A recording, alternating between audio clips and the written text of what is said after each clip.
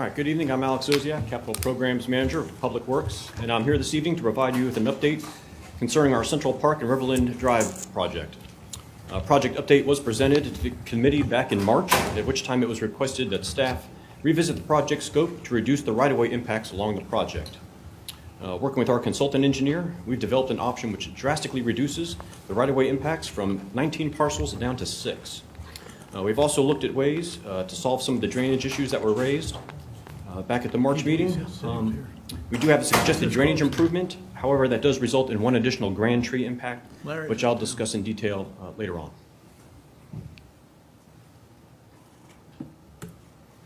First, I wanted to start with a brief discussion of the project, a design that was presented back in March. Our design for bicycle and pedestrian improvements along Riverland Drive consisted of replacing the existing 4-foot sidewalk with an 8 to 10-foot shared use path from Woodland Shores to the Low Country Senior Center. In some sections, this 8-foot path, shown here in yellow, would split into 2 4-foot sidewalks to avoid impacts to grand trees along the corridor while still providing the bicycle accommodation. Those 4-foot diversions and associated right-of-way impacts are shown in purple and blue on this graphic.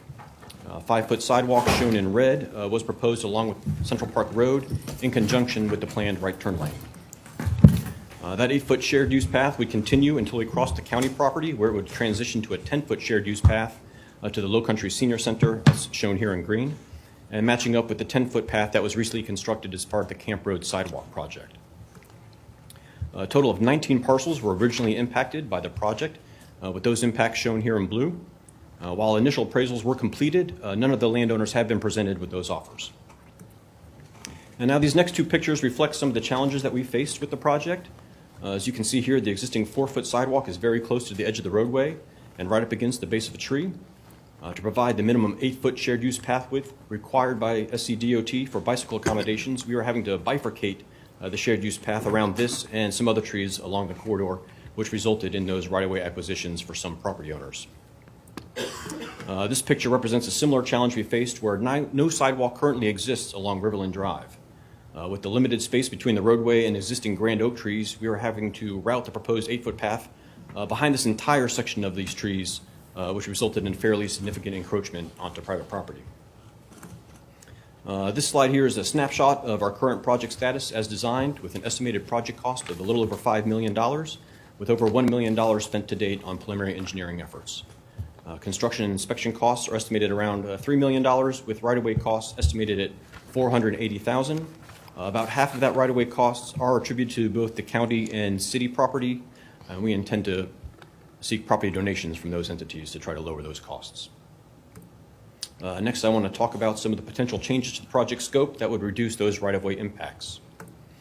Per council direction that was provided following the March update, we've worked with our consultant engineer, AECom, to develop a potential scope change which would reduce the right-of-way impacts along the project corridor.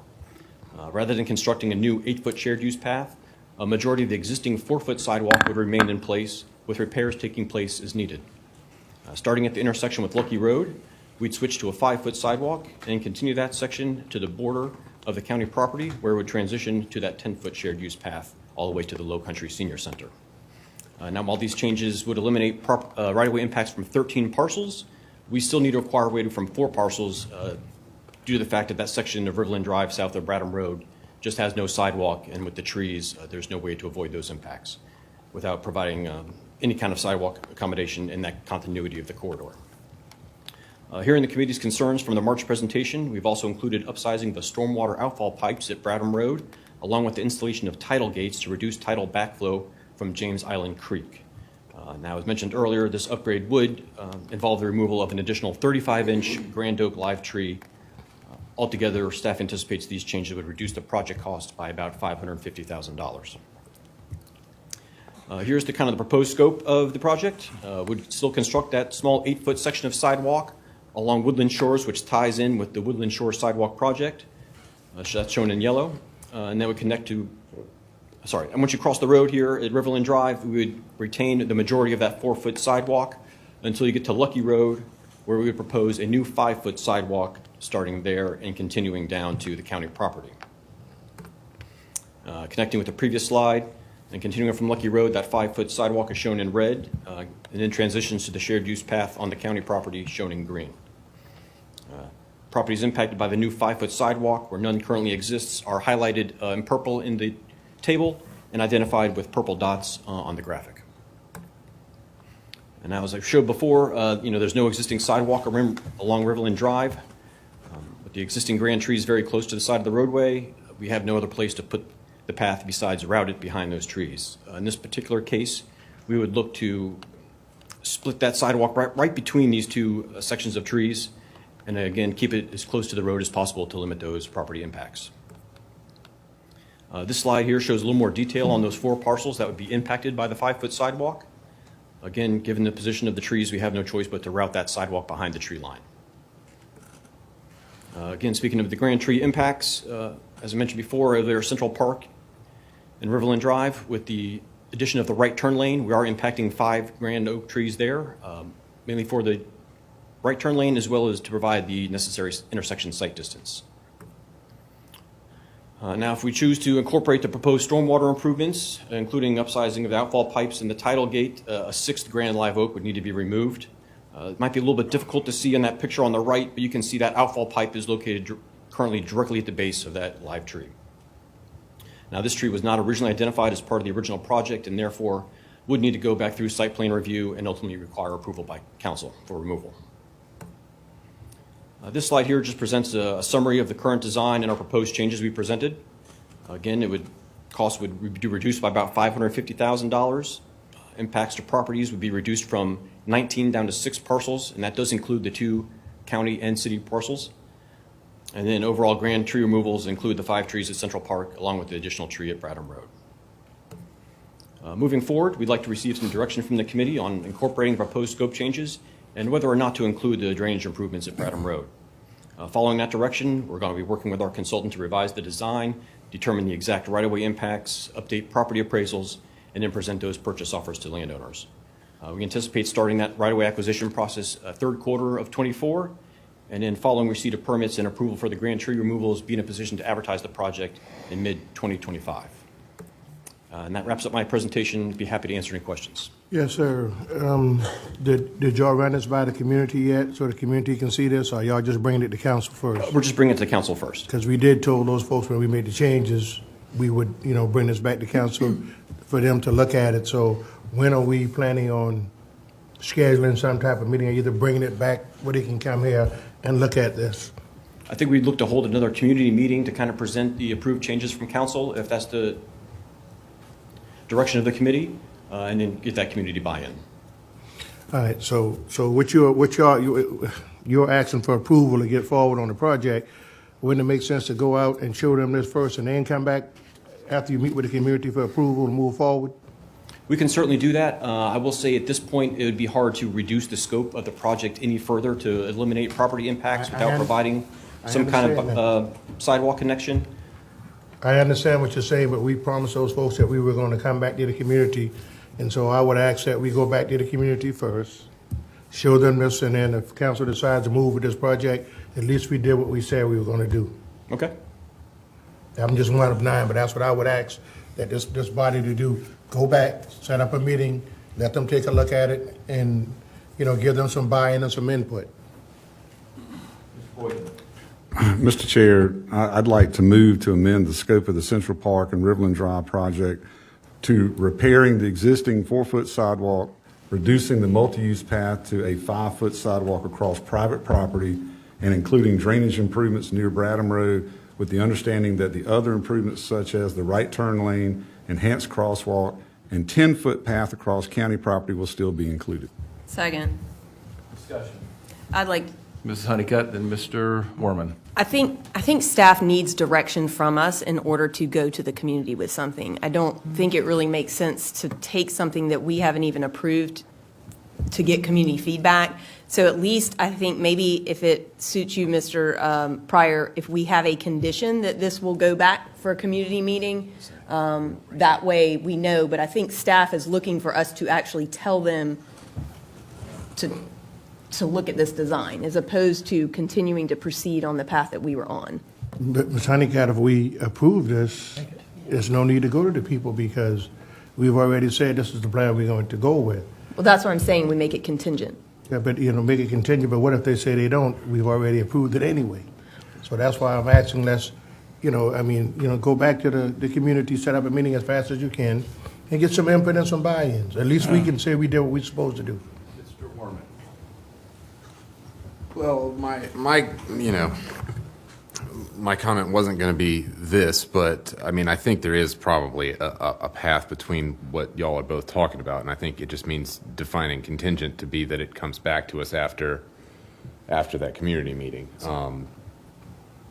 But I guess I have a broader question, which is just, what are we doing at this point? Like, I know that we had to reduce the scope a lot. The first time I was involved in this issue, I don't recall entirely whether we have any sort of traffic impacts at this point. I think it's more of a safety-focused project now, connectivity-focused project. I guess I just don't know, like, we have goals for this project. Is this going to reduce the impact that we're having on those goals? I guess I'm just wondering, are we really just needing to decide whether we want to do anything or do something that's going to have a lot more punch to it? So I don't, if all we're doing is taking 8-foot sidewalks down to 4-foot, maybe we are still doing about as much as we would have been doing with the last plan, but I just don't know. Speaking out loud, or are you looking for an answer? If it's, I'm looking for an answer, but it can Okay. come from anywhere. It can come from other fellow council members, can come from staff, can come from whomever. Yeah, the 2016 Hassan sales tax identified 4 bike ped improvement areas and intersection improvements on James Island. And so this does continue to meet those needs. It was reduced from creating a new intersection, whether by virtue of some roundabout or stoplight, but it enhances the safety of the intersection by enhancing the pedestrian facilities, which really don't exist right now Right. in some areas. There'll be a crosswalk, a rapid flashing beacon, an extra lane for capacity or right turns. And so it does meet that need, but yes, it has been scaled back. Sure, and I just wanted to touch base back to make sure, it hasn't been scaled back to the point of being sort of nothing. So I think that, yeah, it definitely, improving the connectivity, the bike ped infrastructure, I'm all for that. I think I'd be willing to support this as long as it comes back to council after we get some community feedback. I was going to say the same thing. Maybe, Mr. Pryor, maybe we just don't bring this back to council until we've had that community meeting. Would that be agreeable? I would put that in my motion. Comments? Everybody, well, I wouldn't vote for this if this was the last sidewalk in the world. Because again, it's about encroachment upon private property, of which the residents have already said, Mr. Pryor, that they don't want. That's what they've said, so whether it goes back to the community or not, it really doesn't matter to me, because I know how they feel. And again, when it comes to certain communities, it really doesn't matter. Just do what you want to do, even just by force. If the 5-4 win or the 6-3 win, so they win. When I went up there, one lady's yard, almost 25 feet of her property is gone. Around the tree, and the man's pleaded with us, Mr. Pryor, do what you can for us. We don't want this sidewalk. Fix the existing sidewalk as it is, as it has been for the past 45 or some odd years. Fix it, please. So, Mr. Pryor, I think the die has been cast, sir, and for this to go back to the community, it'll be a waste of time. Just that my vote is going to be no on this. Mr. Boykin? Mr. Darby, I have gone and met with these folks, been to the house, been out there with Mr. Linker multiple times, went out there and pulled debris out of the drains when the yards got flooded and backed up. We have reduced this down as far as physically possible to have the continuity of that sidewalk reaching from one end to the other. The 25 feet is gone. That's been eliminated by the changes we've made, so that doesn't exist anymore. One of the things they said, can't we just fix the 4-foot sidewalk? That's what we're doing. We're leaving that 4-foot sidewalk down there, and we're going to just repair it. Where we can put a 5-foot sidewalk, we're doing that. We have the kind of gentle lady that lives on the corner of Bradham and Riverland, whose yard got flooded, water went in her house because the culvert pipe under Bradham is inadequate. It's about 50% of what it should be. Those folks shouldn't have to live in that kind of hot mess, and we're trying to give them some relief, not only in the safety aspect of pedestrian safety, but also in the livability of not having their houses underwater. So I would tell you confidently, I've reviewed everything that the folks have done in our public works staff. They have worked tirelessly. This is as good as it gets. This is the least tree impact, the least land taking possible that we can do, or we just don't do anything. And I'm not going to stand by and not help these folks out. I can't abide by that. Mr. Darby. I think it's a matter of half-truth, Mr. Boykin, because I guess the persons that I went to see that you spoke to might have been invisible, but clearly, even with the man with the oak trees, adamantly said, "I don't want this. You're going to take half of my yard." Mr. Pryor, what was his last name? He was a plumber. His name is Pendergrass, right? I really don't. But think he it's said Mr. he doesn't Pendergrass. want it at all. And you mentioned going between the trees. He doesn't want it between the trees. He doesn't want it around the trees. So based upon that, and based upon of the history of certain groups losing land, I simply couldn't support this at all. But I understand your point, Mr. Boykin. So this, whatever the vote is, that's what the vote is, sir. So your motion is the motion, but preceded by this would come back to council before community meeting? Yes, sir, that's Ms. correct. Honeycutt, would you accept that? After the community meeting. After committee meeting, I'm sorry, after community And meeting. I still think we're putting the cart before the horse, but, I mean, that's up to the majority. Yeah. Yes, If I, Mr. Osiak, to Mr. Darby's point, isn't that the gentleman that lived on the far end of the project down there where it's a 4-foot sidewalk and that would remain a 4-foot sidewalk? That was my understanding. It was those individuals at the beginning of the project had the most concern where we were going around those trees. As you can kind of see on the graphic here, there's no sidewalk there existing. In order to provide any kind of sidewalk, we have the choice of either going into property or taking more live oak trees.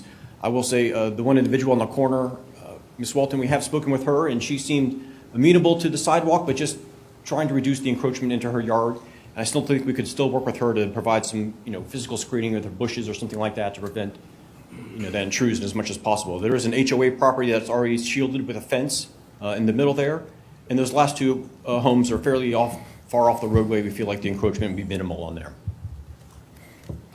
any other comments, questions? I don't think this is on the far end. But I'm just going to say for the fact of the matter is, the final analysis, there are still two Americas. One rich and one poor. Let me say it like that.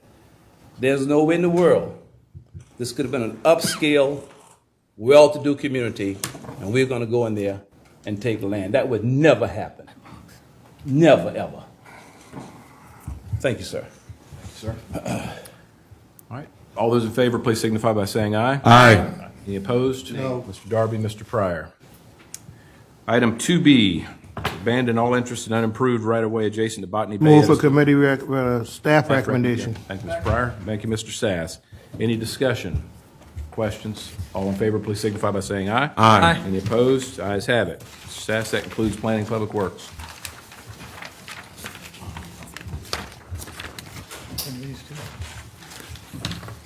All right, welcome to our Finance Committee meeting.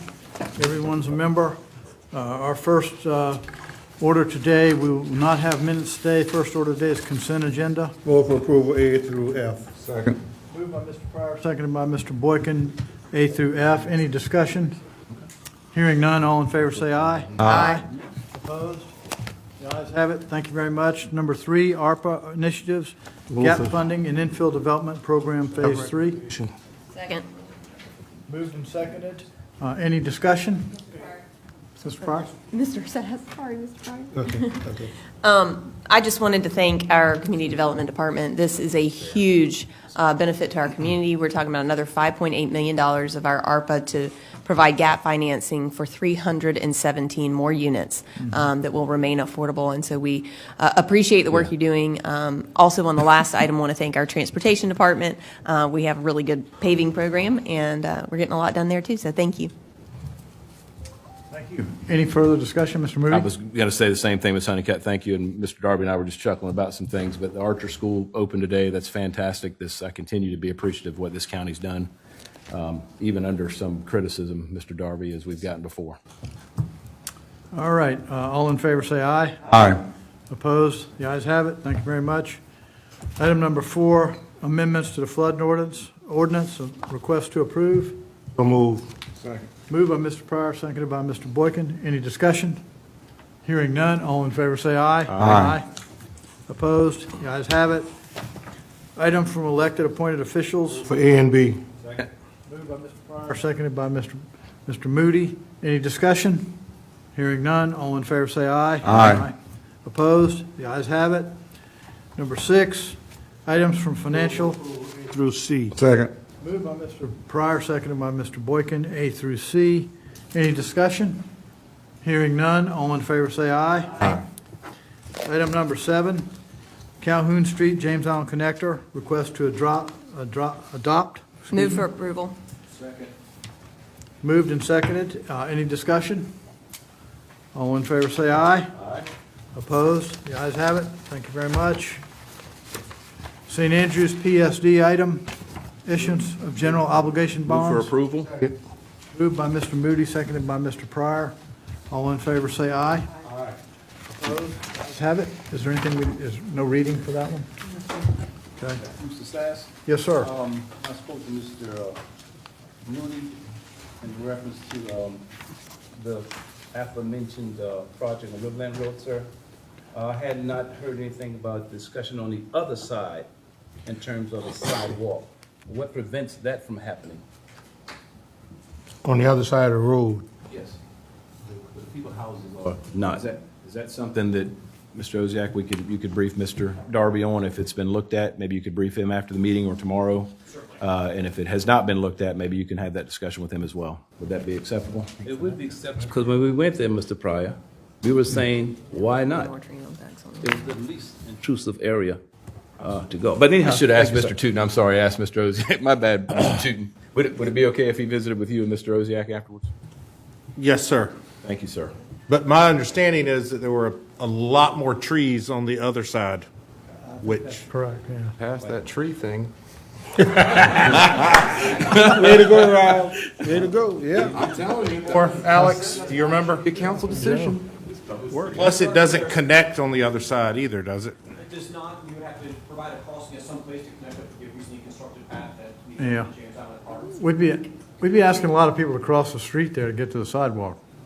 But all the people seem to live on that one side. Mr. Blake? And, Mr. Blake would, okay, all right. and that would have been the plan for the well-to-do area.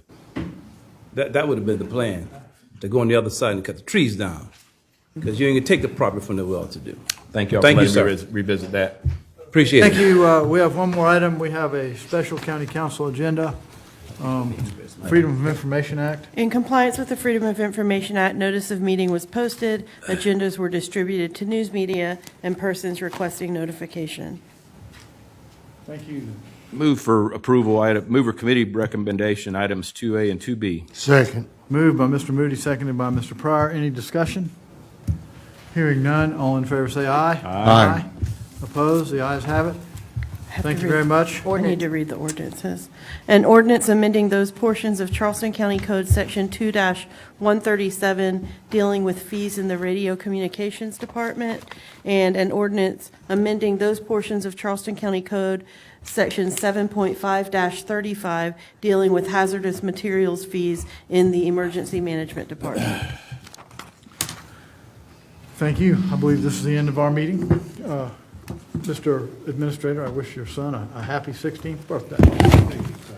Well, his birthday today is good. Happy birthday to him. Absolutely.